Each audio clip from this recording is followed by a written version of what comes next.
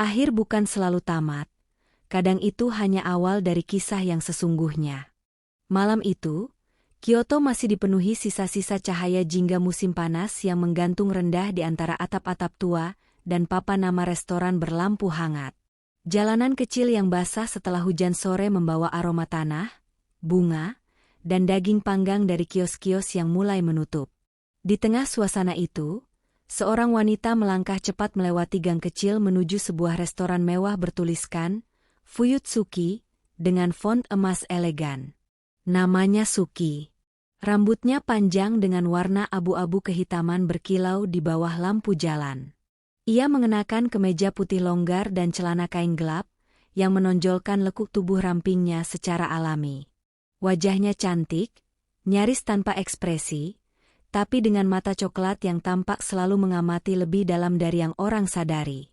Suki membuka ponselnya sambil berjalan. Ada pesan dari temannya. Masuk dari pintu belakang ya, ruangan VIP di lantai 2. Awas jangan salah ya haha. Dia mendengus pelan. Pintu belakang. Tangga sempit. Suara ramai dari dapur menyambutnya. Ia naik cepat ke lantai 2. Membuka pintu geser kayu dengan dorongan ringan, dan masuk. Ruangan itu sepi dan elegan. Ada beberapa orang duduk melingkar menghadap meja panjang. Cahaya kuning redup dari lampu gantung menciptakan nuansa serius namun eksklusif. Suki sedikit heran, ini lebih mirip ruang konferensi daripada tempat makan malam. Tapi pelayan menyuruhnya duduk di kursi yang kosong. Silakan duduk, Nona. Suki menurut. Beberapa detik kemudian, pintu samping terbuka. Seorang pria masuk. Rambut hitam pendek, tubuh ramping atletis, langkahnya tegap dan dingin. Matanya gelap, menatap lurus ke depan. Semua langsung berdiri. Dia adalah Makoto, chef muda paling disegani di Kyoto.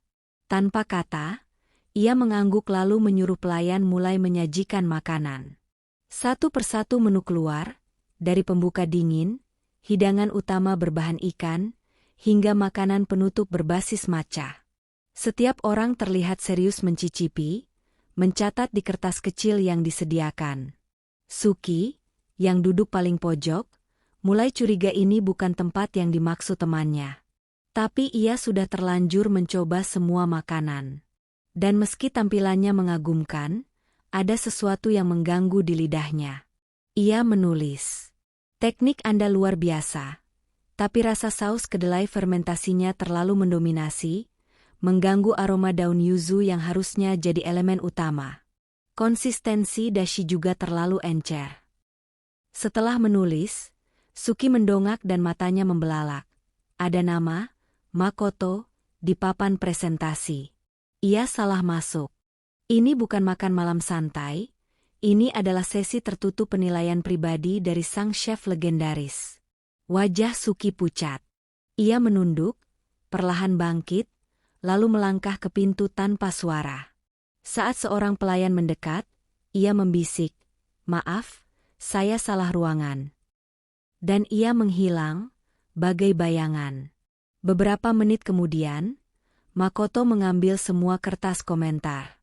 Ia duduk sendirian di ujung ruangan, membaca satu persatu pujian. Sempurna. Rasa otentik, teknik tinggi. Chef Makoto memang tidak pernah gagal. Lalu, ia menemukan satu kertas dengan tulisan tangan yang berbeda. Kritik. Detail. Penuh akurasi. Matanya menyipit. Ia membacanya 2 kali. Lalu 3 kali. Hening. Ia bangkit, berdiri diam menghadap jendela besar restoran yang mengarah ke kota malam Kyoto. Di matanya ada sorot tidak biasa. Bukan amarah, bukan tersinggung, tapi semacam dorongan. "Siapa kau, sebenarnya?" bisiknya lirih. Dan di luar sana, Suki berjalan cepat menuruni jalan setapak. Jantungnya berdetak cepat, namun dengan senyum kecil di sudut bibirnya. Entah kenapa, rasa itu terlalu familiar. Dan masakan itu terlalu sempurna untuk tidak dikritik. Tapi satu hal pasti, Malam itu, dua orang yang seharusnya tak bertemu, telah tersambung oleh rasa dan ketidaksengajaan yang mulai menggerakkan takdir. Restoran Fuyutsuki telah sepi. Lampu dapur satu persatu dipadamkan, lantai sudah dibersihkan, panci dan pisau sudah kembali ke tempatnya. Namun satu ruangan tetap menyala, ruang penilaian lantai 2. Di sana, Makoto duduk di balik meja panjang, tubuhnya condong ke depan, membaca lagi komentar dari wanita misterius itu. Jarinya menelusuri tulisan tangan yang sedikit miring ke kiri, goresannya tegas namun elegan. Ia membaca pelan-pelan, membiarkan kata-kata itu meresap ke dalam pikirannya yang biasanya tak mudah digoyahkan. Teknik Anda luar biasa, tapi rasa saus kedelai fermentasinya terlalu mendominasi, mengganggu aroma daun yuzu yang harusnya jadi elemen utama. Konsistensi dashi juga terlalu encer. Chef Makoto mengernyit. Bukan karena marah, justru karena tergugah. Seumur hidupnya, tak ada satupun yang berani mengkritik masakannya. Semua orang terlalu sibuk memuja. Dan dia, terlalu terbiasa dianggap dewa rasa. Namun malam ini, dewa itu merasa tergelincir. Siapa dia? Gumamnya lagi. Matanya menatap kosong ke arah gelas air mineral yang tak disentuh di meja. Ia teringat sekilas wajah wanita yang kabur buru-buru, tidak begitu jelas, hanya bayangan rambut panjang abu-abu kehitaman dan aroma sabun lembut yang tersisa di udara saat wanita itu melewati pelayan. Keesokan harinya, Makoto kembali ke dapur dengan sorot mata yang berbeda. Stafnya memperhatikan, tetapi tak ada yang berani bertanya. Ia mencoba ulang resep yang sama, ikan bakar dengan saus kedelai fermentasi dan daun yuzu segar. Ia hirup aromanya, ia cicipi. Ia mulai meragukan sesuatu yang selama ini ia yakini, bahwa rasanya sudah sempurna. Kurangi kedelai 3 ml. Biarkan yuzunya bicara sendiri, katanya pada saus chefnya. Saus chefnya menoleh cepat. Chef? Tapi komposisi itu sudah final. Tidak ada yang final dalam rasa, jawab Makoto dingin. Kecuali jika kau berhenti berkembang. Setelah makan siang selesai, Makoto kembali ke ruangannya. Ia meminta rekaman CCTV dari sesi malam kemarin. Menelusuri satu persatu wajah yang hadir.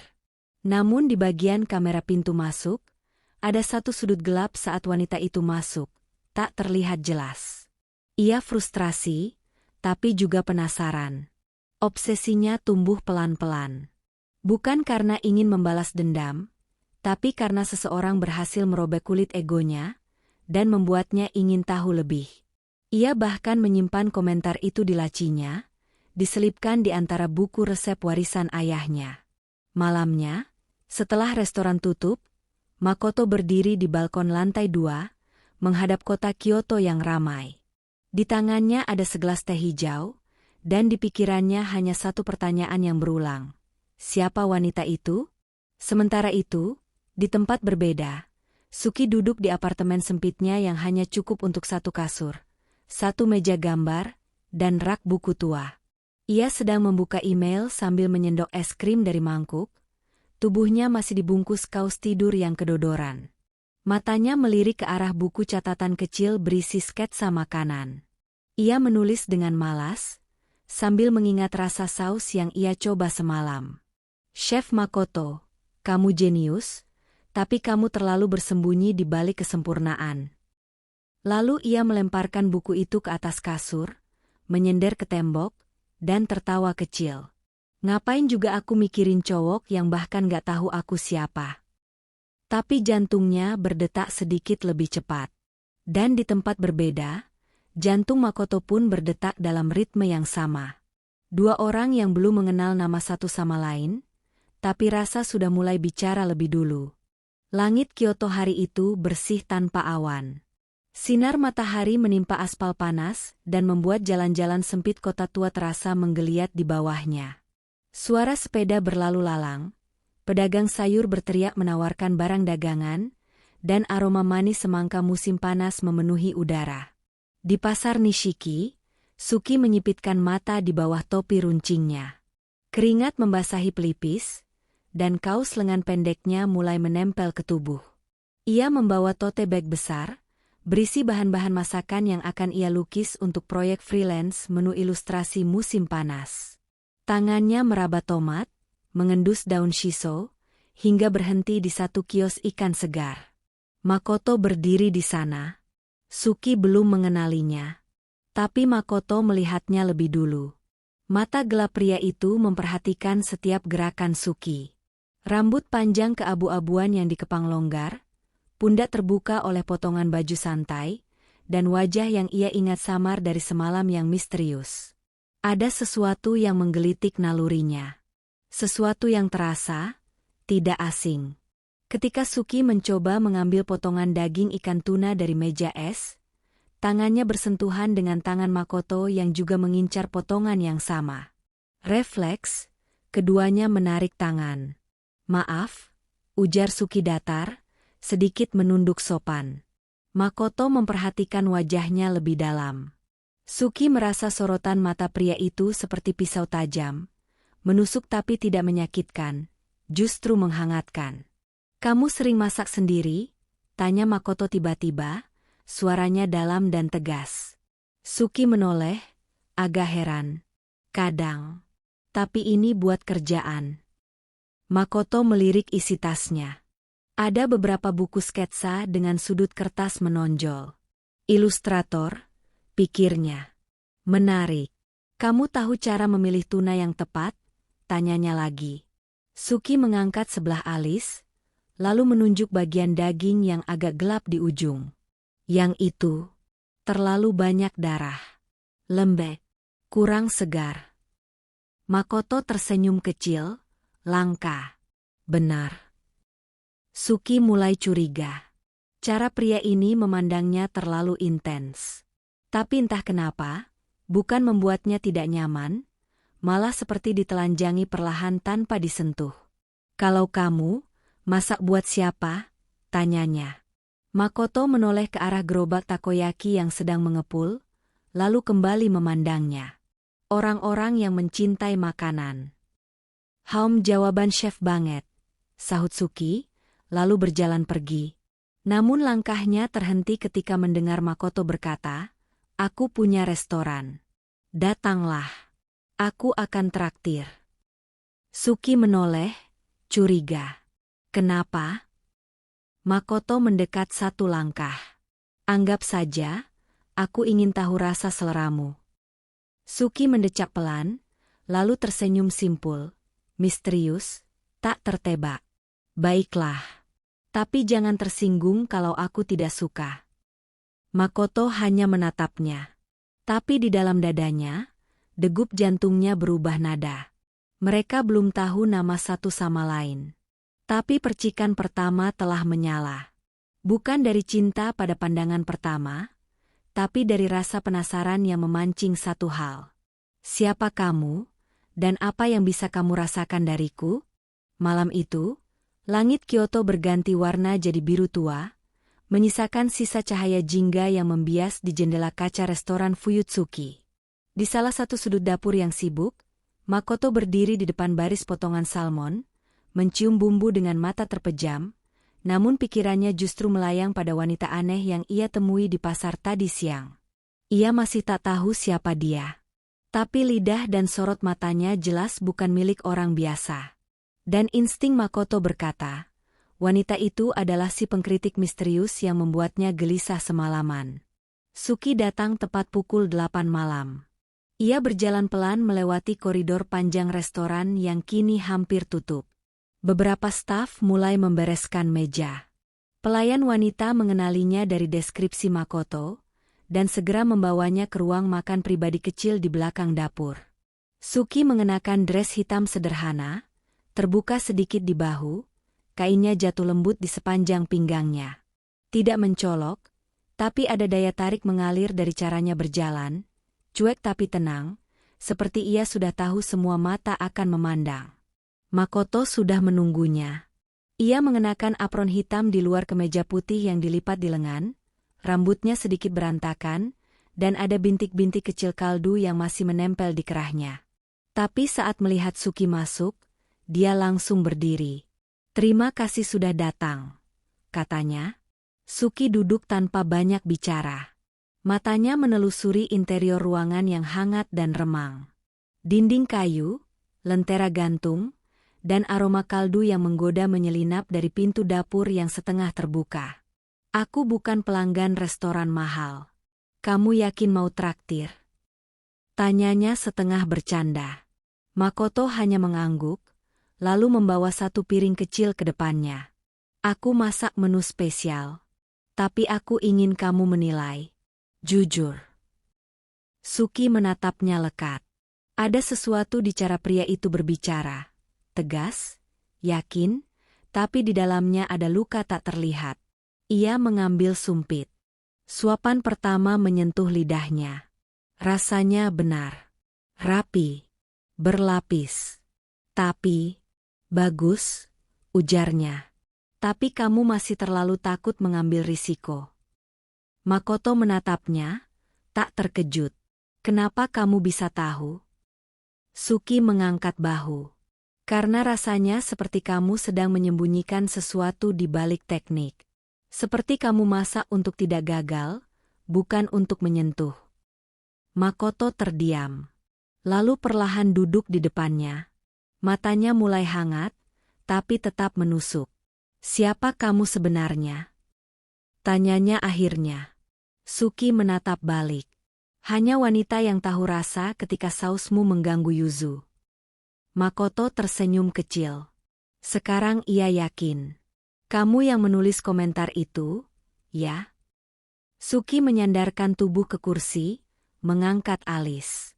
"Lambat juga kamu sadar." Hening. Tapi bukan keheningan yang canggung. Justru sebaliknya, seperti jeda antara dua irama musik yang mulai sinkron. Sena bangkit. "Mau ikut ke dapur?" Suki menatapnya heran. "Apa?" "Kalau kamu memang sejujur itu, bantu aku. 1 malam saja." Suki tertawa tipis. "Aku bukan koki. Tapi kamu punya lidah yang lebih tajam dari siapapun." Akhirnya, Suki berdiri dan mengangguk. "Aku ikut. Tapi aku tetap boleh mengkritik." "Silakan," jawab Makoto sambil berjalan mendahuluinya. "Asal kamu siap dikritik balik." Mereka masuk dapur bersama. Cahaya terang menyambut, aroma kaldu mendidih menguap ke udara. Suki berdiri di dekat meja potong, Makoto di samping kompor.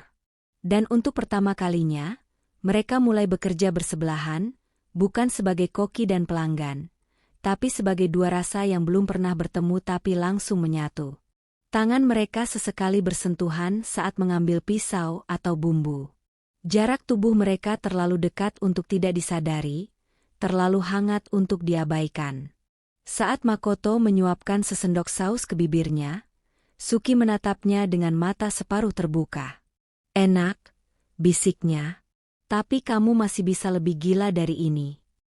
Makoto menyeka ujung bibirnya dengan ibu jarinya, lalu menjilatnya pelan. Mata mereka terkunci. Malam itu, tak ada ciuman. Tapi ada rasa. Ada getaran. Dan ada sesuatu yang lebih dalam dari gairah. Sesuatu yang tak terucapkan, tapi mulai mengendap di dada mereka.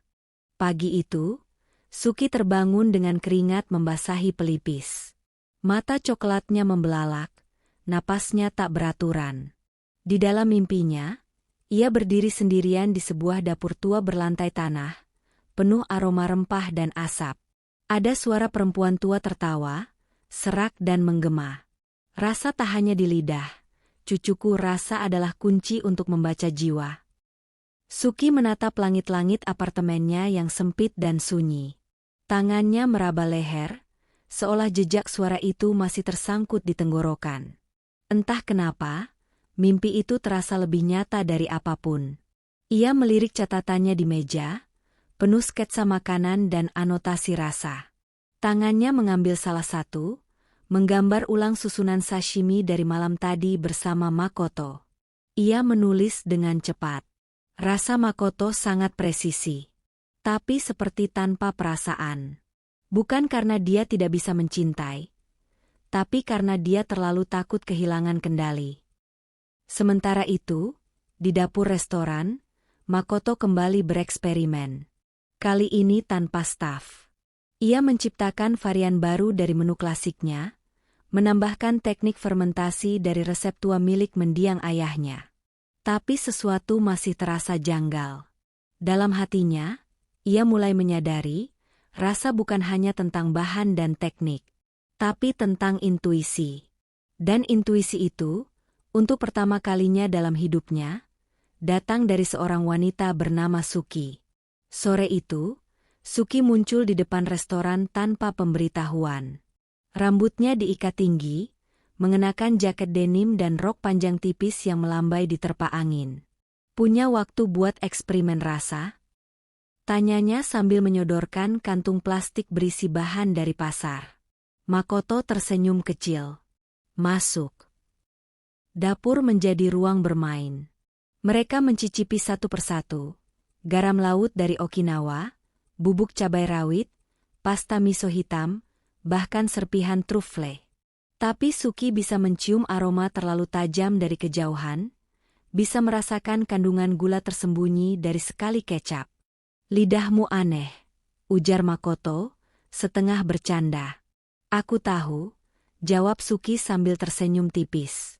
Aku sudah sadar sejak kecil. Tapi, akhir-akhir ini terasa makin tajam. Bahkan kadang aku bisa rasakan niat seseorang dari makanannya. Makoto menatapnya serius. Apa maksudmu? Suki terdiam. Lalu menatap semangkuk kaldu di meja. Pernah makan masakan yang kelihatannya enak, tapi bikin perutmu tidak nyaman walau tidak basi? Biasanya itu dimasak oleh orang yang tidak ikhlas, marah, atau penuh dendam. Makoto menghela napas pelan. Kamu percaya hal-hal begitu? Suki menatapnya lurus. Rasa itu spiritual, Makoto. Kamu masak dengan teknik yang sempurna. Tapi kamu belum pernah menaruh hatimu di dalam satu suapan pun. Makoto tak membalas. Ia berdiri, perlahan melangkah ke arahnya. Suki tidak bergerak. Jarak mereka menyempit. Makoto menyentuh ujung rambutnya yang terurai ke bahu. Lembut, hangat. Napas mereka nyaris bertemu. Tapi tak ada ciuman. Hanya kata lirih Makoto yang pecah dalam diam. Ajari aku, cara merasakan seperti kamu. Suki menatap mata gelap itu, dan untuk pertama kalinya, melihat luka. Luka lama yang tersembunyi di balik kesempurnaan. Tangannya bergerak perlahan, menyentuh dada Makoto, di atas apron hitamnya, di tempat jantung berdetak. Kalau kamu mau belajar, kamu harus siap membuka diri. Makoto menutup mata sejenak, lalu mengangguk. Dan untuk pertama kalinya, dua orang ini berdiri dalam keheningan yang sangat dekat, tanpa gairah yang terburu-buru, tapi dengan hasrat yang merayap pelan. Hasrat yang dibumbui rasa dan rahasia. Kyoto memasuki pertengahan musim panas, malam mulai terasa gerah walau angin sesekali menyusup lewat jendela apartemen kecil Suki. Di ruangannya yang sempit, lampu kuning temaram menemani Suki mengutak-atik pesanan desain dari kliennya. Matanya menatap layar, tapi pikirannya mengembara. Sejak pertemuan rahasia dan obrolan panjang di dapur bersama Makoto malam itu, ada sesuatu dalam dirinya yang berubah. Ia mulai menunggu pesan darinya. Di sisi lain kota, di dapur restorannya yang mewah, Makoto sibuk menyiapkan menu musiman yang baru. Tapi fokusnya terbelah. Ingatannya kembali pada malam itu. Senyuman gugup Suki saat berbicara soal masakan, cara jemarinya bermain dengan gelas teh, dan tatapan mata yang terlalu jujur. Terlalu dalam. Ia menyukai itu, kesederhanaan dan spontanitasnya. Suki duduk termenung di meja makan, di hadapannya sepiring kari instan yang sudah dingin. Ia mendesah pelan. Belum sempat menyendokkan makanannya, ponselnya bergetar. Makoto, besok malam. Aku mau kamu coba sesuatu. Tapi kamu harus janji jujur, seperti waktu itu. Jantungnya berdegup cepat. Ia membalas. Suki, tergantung kau masak buat siapa dulu. Makoto, untukmu. Hanya kamu. Malam esoknya, Suki berdiri di luar dapur pribadi restoran itu. Gaun musim panas yang ia pakai sederhana, tapi feminin. Ketika Makoto membuka pintu, tatapan mereka bertemu sejenak sebelum keduanya buru-buru memalingkan wajah. Di dalam, meja sudah disiapkan hanya untuk satu orang. Di atasnya, satu menu saja, sup dingin dari tomat Kyoto, dengan sentuhan rempah asing dan bunga edible sebagai garnish. Ia duduk, mengambil sendok pertama, dan mencicipinya. Makoto berdiri di samping, menatap reaksinya tanpa suara. Suki memejamkan mata. Rempahnya terlalu dominan, menyembunyikan rasa tomatnya. Tapi, ada sesuatu yang mengganggu di tenggorokan. Manis yang menggantung. Makoto mendekat. Itu bukan dari rempahnya. Itu datang dari perasaan yang kutaruh di masakan ini. Suki menoleh padanya, bibirnya basah oleh sup yang masih tersisa. Kau. Belum sempat menyelesaikan kata-katanya, Makoto bersandar, meraih wajahnya perlahan. Jari-jarinya menyentuh pipi Suki, lalu turun ke dagu. Pandangan mereka mengunci. Karena kamu, aku bisa rasakan rasa itu lagi, bisik Makoto. Suki menggenggam pergelangan tangannya. Tangannya dingin, tapi terasa hidup. Ia tidak menjawab. Tapi ia tidak menolak saat Makoto menunduk dan mencium pipinya. Hanya pipi. Satu sentuhan yang membuat dunia di luar terasa lenyap. Dalam keheningan, suara detak jantung mereka berbenturan. Tak ada kata. Hanya rasa yang terus bergema di udara malam yang hangat. Hawa malam musim panas mulai merayap ke dalam apartemen kecil Suki. Jendela terbuka membiarkan angin hangat berembus lembut, memutar tirai tipis yang menari di udara. Di meja kecil di dapur, ada sepiring daging wagyu yang belum disentuh, lengkap dengan saus buatan tangan dari Makoto yang tadi ia bawa siang itu, hasil dari permintaan Suki agar dia mencoba masak tanpa metode sempurna. Suki duduk di lantai, bersandar ke dinding, rambut panjangnya yang lembab setelah mandi terurai ke pundak, menempel di kulit hangatnya. Dia masih belum menyentuh makanannya. Terlalu sibuk memikirkan Makoto dan bagaimana pria itu perlahan-lahan membuat batasannya runtuh. Pintu diketuk. Suki tidak menjawab, hanya berjalan malas ke pintu. Saat dibuka, Makoto berdiri di sana. Kaos abu-abu tipisnya basah oleh keringat, matanya gelap dan liar, napasnya cepat seperti habis lari. Aku tahu kamu belum makan, katanya sambil mengangkat satu kantong plastik berisi wine dingin dan potongan buah persik. Suki memiringkan kepalanya. Kau lari kemari hanya untuk itu. Tidak hanya itu. Ia masuk tanpa diundang. Suki membiarkannya. Kalau begitu, kau mau apa? Tanya Suki, berdiri di ambang dapur, bersandar dengan tubuhnya yang hanya tertutup tank top tipis dan celana pendek kain. Bahunya sedikit mengilap karena lotion. Matanya memantulkan lampu dapur redup. Makoto tak langsung menjawab. Ia membuka wine, menuang 2 gelas.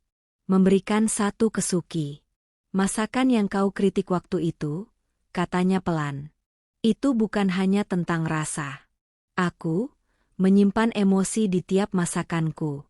Tapi kamu mencicipinya dan menghancurkannya. Suki terkekeh. Kau marah? Tidak, bisiknya, mendekat. Aku penasaran. Denganmu. Dengan lidahmu yang bisa membaca rasa lebih dalam dari siapapun. Dengan caramu yang membuatku ingin keluar dari zona nyaman. Suki memandang matanya lama. Aku juga penasaran padamu, bisiknya. Tapi aku bukan bahan masakan yang bisa kau taklukkan dengan teknik. Kalau kau ingin tahu rasaku, kau harus mencicipinya perlahan. Ada diam panjang. Makoto meletakkan gelasnya. Ia mendekat dan menyentuh dagu Suki, mengangkatnya perlahan. Lalu ia menciumnya. Bibir mereka bertemu, pelan dan dalam. Tidak terburu-buru. Tidak agresif. Hanya dua jiwa yang saling mencari rasa. Tangan Makoto naik ke leher Suki, memeluknya pelan. Tubuh mereka makin mendekat, napas memanas, tapi masih tertahan. Aku belum siap habis malam ini, bisik Makoto di telinganya, dengan suara serak dan berat. Suki menahan napas, jantungnya berdebar keras. Bagus, katanya. Karena malam ini bukan tentang habis, tapi tentang mulai. Mereka berciuman lagi, kali ini dengan sedikit lebih dalam. Tangan mereka mulai menjelajahi lengan dan pinggang, kulit menyentuh kulit, tapi tidak melewati batas. Hanya sentuhan, panas dan menggetarkan. Dan saat Suki menyandarkan kepalanya di dada Makoto yang berkeringat, ia berbisik, aku juga menyimpan rasa dalam diriku. Tapi kalau kau cicipi, pastikan kau siap ketagihan. Makoto tersenyum. Aku siap. Dan untuk pertama kalinya, Suki percaya, mungkin, dirinya layak untuk dicintai. Suki bangun lebih awal dari biasanya. Cahaya matahari musim panas menyusup lewat celah tirai rumah kecilnya di Kyoto, menghangatkan udara di ruang mungil itu. Di meja makan, ada kantong kertas dari Makoto, sandwich daging wagyu buatan tangannya sendiri. Ada catatan kecil di sisi kantong. Kalau kamu bisa jujur soal rasa, kamu juga harus jujur tentang perasaan. Suki tersenyum kecil, lalu mengusap pelipisnya. Malam sebelumnya, tatapan Makoto begitu dekat dan dalam, dan meskipun hanya pelukan dan kecupan ringan di bahu, sentuhan itu menancap jauh ke dadanya. Suki tak terbiasa dengan kehangatan seperti itu. Ia lebih sering ditinggalkan daripada dipeluk. Hari itu, Makoto menelpon. Suaranya tenang dan mantap seperti biasa, tapi kali ini lebih rendah, nyaris berbisik. Datanglah malam ini. Aku ingin memasak sesuatu yang belum pernah kucoba ke siapapun. Hanya untukmu. Suki datang ke restoran Makoto lewat pintu belakang. Restoran sedang tutup malam itu, ruang dapur hanya diterangi lampu gantung kuning redup. Di meja tengah, sebuah set makan malam telah disusun. Tak mewah, tapi indah, nasi belut kukus, sup rumput laut dengan sentuhan truffle, dan dessert yuzu mousse. Semuanya menghangatkan dan lembut. Tapi Suki, seperti biasa, mengkritik. Supnya terlalu kompleks. Kamu sembunyikan rasa asin dengan aroma truffle. Tak perlu serumit itu. Aku memang suka menyembunyikan rasa. Tapi aku tak ingin menyembunyikan kamu. Suki diam. Keringat tipis di lehernya mengalir perlahan saat Sena mendekat. Wangi tubuh pria itu tercampur dengan aroma dapur, kayu bakar, lada, dan sedikit bau asin dashi. Jemarinya menyentuh punggung tangan Suki, lalu mengusap ke atas, menuju lengannya. Suki menegang, tapi tak menjauh. Apa kamu tahu rasa kulitmu seperti apa di lidahku? Bisik Sena, lalu mengecup lembut bahu Suki yang terbuka. Gadis itu menahan napas, gemetar. Kau bisa mencicipiku? Bisik Suki, suaranya rendah. Makoto menjawab dengan diam. Bibirnya turun ke tulang selangkah Suki, lalu kelekuk bahunya. Setiap kecupan terasa seperti bumbu yang meleleh di lidah. Halus, lambat, namun menghanyutkan. Tapi Suki menarik diri. Aku belum siap untuk semuanya, ucapnya. Makoto mengangguk. Tak kecewa, hanya menatap. Kalau begitu, tunggu sampai kamu benar-benar ingin disantap. Di luar restoran, angin musim panas bertiup lembut. Suki berjalan pulang dengan langkah ringan namun dada berdebar. Untuk pertama kalinya, kritiknya tidak membuat seseorang menjauh. Justru membuatnya semakin dekat. Dan di balik dada yang semakin hangat itu, ada sesuatu yang mulai bangkit. Perasaan. Atau kenangan? Karena malam itu, ketika ia menatap bayangan dirinya di cermin kaca restoran, ada sesuatu yang aneh. pantulan matanya bukan coklat gelap seperti biasanya, tapi keemasan. Sejenak, sekilas, dan hilang. Sudah lewat tengah malam saat Makoto berdiri sendiri di atap apartemennya, menatap lampu-lampu kota Tokyo yang seperti bintang-bintang mati. Suki belum menjawab pesannya sejak sore. Ia tahu sesuatu berubah sejak rapat Dewan Direksi kemarin. Sebuah ketegangan aneh di mata para petinggi, dan cara beberapa dari mereka menghindari kontak mata dengannya. Namun malam itu bukan tentang mereka. Malam itu, pikirannya kembali pada ayahnya, lelaki yang meninggal secara misterius 10 tahun lalu, tepat ketika Makoto menyatakan keinginannya menjadi chef, bukan meneruskan bisnis keluarga. Kalau kau ingin jadi chef, pastikan kau bisa berdiri sendiri. Jangan pernah pakai nama keluargamu, kata terakhir ayahnya masih bergema. Sehari setelah kematian ayahnya, perusahaan tempat Shigeru menjabat sebagai penasihat keuangan tiba-tiba berpindah tangan, saham-saham dibagi rata ke beberapa dewan direksi. Termasuk pamannya, Hideo, dan rekan lamanya, Koji, dua nama yang kini kembali muncul dalam daftar pemegang saham terbesar perusahaan tempat Suki bekerja. Dan perusahaan itu adalah anak perusahaan dari grup yang kini dipimpin Makoto. Sebuah dokumen lama yang ia temukan sore tadi, tersembunyi di laci lama milik ibunya, membuat dadanya menegang. Isinya, transfer saham dari Shigeru ke seseorang bernama Ichiro Kagawa, terjadi hanya 2 hari sebelum Shigeru meninggal. Nama itu asing, tapi ia ingat pernah melihatnya di dokumen merger terakhir. Makoto menyalakan ponsel dan menghubungi satu orang yang mungkin bisa membantunya. Mantan jurnalis investigasi yang kini menjadi konsultan perusahaan. Malam ini juga, aku butuh data lengkap tentang Ichiro Kagawa dan hubungan finansialnya dengan Hideo dan Koji. Jangan tanya kenapa, katanya pendek. Ada hal yang kau cari selama ini, ya? Makoto tak menjawab. Namun detik itu ia tahu, kematian ayahnya bukan kecelakaan biasa. Dan semua ini ada hubungannya dengan apa yang Suki sembunyikan darinya. Sementara itu, di sebuah restoran tersembunyi di distrik Ginza, Suki duduk di meja VIP bersama pria setengah baya dengan setelan mahal dan senyum penuh tipu daya, Koji. Apa kau pikir Makoto akan tinggal diam setelah tahu siapa ayahmu sebenarnya? Tanya Koji dingin. Suki menatapnya tajam, tangan gemetar di bawah meja. Jangan bawa-bawa ayahku ke dalam ini. Aku hanya ingin menjaga Makoto tetap aman. Koji tertawa pelan.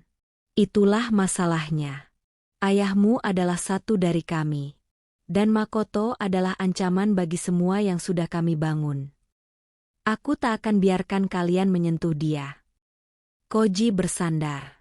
Kalau begitu, sebaiknya kau berpikir ulang soal siapa yang kau pilih untuk kau lindungi. Karena kalau rahasia masa lalu itu terbongkar, bukan hanya Makoto yang akan hancur. Kau juga. Suki berdiri. Wajahnya dingin, namun matanya berkaca-kaca. Kalau aku harus memilih, aku akan pilih menghancurkan semuanya demi menyelamatkan dia. Di luar restoran, hujan mulai turun. Suki menarik nafas panjang. Ia tahu, malam ini, ia tidak lagi hanya perempuan yang mencintai Makoto. Ia adalah kunci untuk membuka seluruh kebenaran yang disembunyikan selama 1 dekade penuh kebohongan. Dan saat ia menatap langit gelap Tokyo, hanya satu hal yang pasti di pikirannya. Sudah waktunya Makoto tahu semuanya. Hujan turun perlahan di jendela restoran milik Makoto. Di dapur, Makoto berdiri terpaku di depan kompor, matanya menatap Tajin yang menguap pelan. Tapi pikirannya bukan di situ, melainkan pada surat tua yang ditemukan Suki di laci ruang baca ayahnya. Surat itu ditulis dengan tangan, hurufnya khas, tajam tapi rapih. Tertanggal 1 bulan sebelum kematian ayah Makoto, isinya membuat dada Makoto sesak. Jika suatu hari kau menemukan surat ini, berarti aku tak sempat memberitahumu langsung. Tapi Makoto, aku bangga padamu. Apapun yang kau pilih, entah tetap di dapur kecil ini atau terbang tinggi seperti ibumu, aku tahu kau akan jadi luar biasa. Tapi hati-hati dengan keluarga Rensuke. Mereka pernah mencoba mengambil sesuatu dari kita. Nama itu, Rensuke, bukan hanya nama pemilik grup restoran ternama, tapi juga keluarga yang dulu menjatuhkan ayahnya dengan skandal yang membuat namanya hancur di dunia kuliner. Dan kini, tanpa sadar, Makoto telah menjalin kerjasama dengan mereka melalui proyek restoran internasional yang sedang dibangun. Suki masuk ke dapur, tanpa suara, lalu memeluk Makoto dari belakang. "Kamu gemetar," bisiknya. Makoto menutup matanya. "Ayahku, dia tahu lebih banyak dari yang pernah ia ceritakan." Suki menatap wajah Makoto dari samping. "Kalau begitu, waktunya kamu cari tahu. Kita bisa ke tempat dulu ayahmu bekerja sebelum membuka kedai sendiri." Keesokan harinya, mereka menyusuri gang sempit di distrik tua Tokyo, tempat di mana ayah Makoto dulu menjadi sous chef di restoran klasik yang kini tinggal puing dan papan usang. Seorang lelaki tua muncul dari belakang tumpukan peti kayu. "Aku kenal tatapan matamu. Kau anaknya Haruki." Makoto kaget. Lelaki itu memperkenalkan dirinya sebagai Kuroda, mantan rekan kerja sang ayah. Mereka duduk di warung kecil, minum teh pahit yang rasanya mengoyak lidah tapi membuka memori. "Haruki dijebak," ucap Kuroda. Waktu itu, keluarga Rensuke ingin ambil alih resep legendarisnya, ramuan kaldu fermentasi yang butuh 48 jam dan teknik khusus. Haruki menolak. Beberapa hari kemudian, dia dituduh meniru masakan dari restoran Eropa, padahal jelas-jelas itu resep warisan keluarganya. Makoto mengepalkan tangan. Lalu dia berhenti, buka kedai kecil, dan kau tahu sisanya. Kuroda menyerahkan catatan tua, tulisan tangan ayah Makoto, berisi versi asli dari resep kaldu itu. Di jalan pulang, Suki menggenggam tangan Makoto. "Kamu harus pakai resep ini." Makoto mengangguk. "Bukan untuk balas dendam, tapi untuk menghidupkan kembali sesuatu yang mati bersamanya." Malam itu, Makoto mulai merekonstruksi rasa dari masa lalu. Aroma kaldu perlahan memenuhi ruang dapur, membawa kembali kenangan dan semangat yang sempat hilang.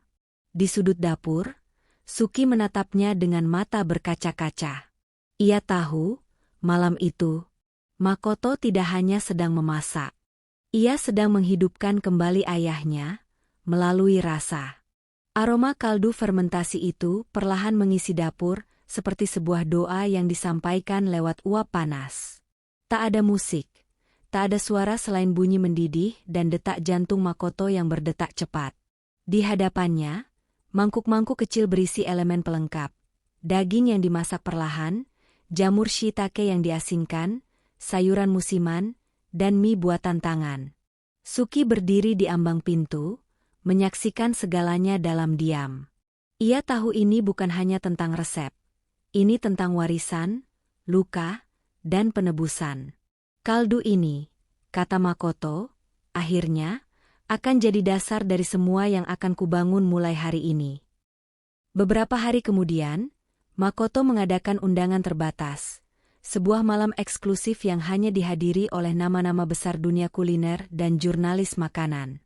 Tapi tanpa banyak diketahui orang, satu tamu khusus hadir diam-diam, Rensuke Daigo, pewaris dinasti restoran Rensuke yang dulu menjatuhkan ayah Makoto. Rensuke duduk tanpa banyak bicara, hanya menatap mangkuk sup di hadapannya dengan mata yang tajam dan penuh memori. Saat sendok pertama menyentuh lidahnya, ekspresinya berubah, tidak bisa disembunyikan. Rasa itu bukan hanya memukul lidah, tapi menggali sesuatu yang pernah terkubur dalam sejarah kelam keluarganya. Makoto mendekat. Kau mengenali rasa itu, bukan? Rensuke meletakkan sendoknya perlahan. Aku tidak tahu kau berhasil menemukannya. Ini bukan milikmu, tegas Makoto. Ini milik ayahku. Dan sekarang, aku hanya mengambil kembali apa yang seharusnya tidak pernah kalian rampas. Suasana restoran menjadi hening. Rensuke tersenyum pahit. Kalau begitu, Jadikan itu tonggak untuk berdiri sendiri. Tolak kontrak dengan grup kami. Suki maju selangkah, berdiri di sisi Makoto. Kami sudah memutuskan itu. Kami akan membuka restoran kecil, dengan menu terbatas. Tapi setiap rasa akan punya cerita. Beberapa minggu kemudian, sebuah restoran kecil dibuka di pojok jalan yang sunyi di Tokyo. Namanya sederhana, Haruki. Di papan kayu tua, hanya tertulis, "Rasa adalah ingatan. Dan ini adalah milik kami." Malam pertama pembukaan penuh tamu dari berbagai kota. Tapi Makoto tidak memikirkan pujian atau review. Ia hanya fokus pada setiap mangkuk yang disajikan. Setiap rasa yang dibangkitkan kembali dari masa lalu, untuk menyembuhkan, bukan menyakiti. Di dapur, ia bekerja bersama Suki, seperti harmoni yang tak perlu kata-kata. Tak hanya chef dan sous chef, mereka adalah dua jiwa yang saling menyembuhkan lewat rasa dan waktu. Dan di atas rak kayu, berdiri foto ayah Makoto, tersenyum tenang, seolah ikut mencicipi setiap tetes rasa yang kini kembali hidup. 5 tahun berlalu. Restoran Haruki kini bukan lagi rahasia kecil di sudut kota. Ia telah menjadi legenda sunyi. Tak pernah dipromosikan besar-besaran, tapi selalu penuh dipesan jauh hari. Tidak ada papan nama neon, tidak ada pegawai yang berbasa-basi, hanya rasa dan keheningan yang berbicara. Makoto berdiri di dapur, rambutnya kini lebih panjang dan diikat rapi. Garis wajahnya sedikit lebih matang, tapi matanya tetap sama, tajam dan tulus. Di sebelahnya, Suki sedang memotong daun bawang sambil sesekali mencuri pandang ke arah suaminya. Ya, suaminya.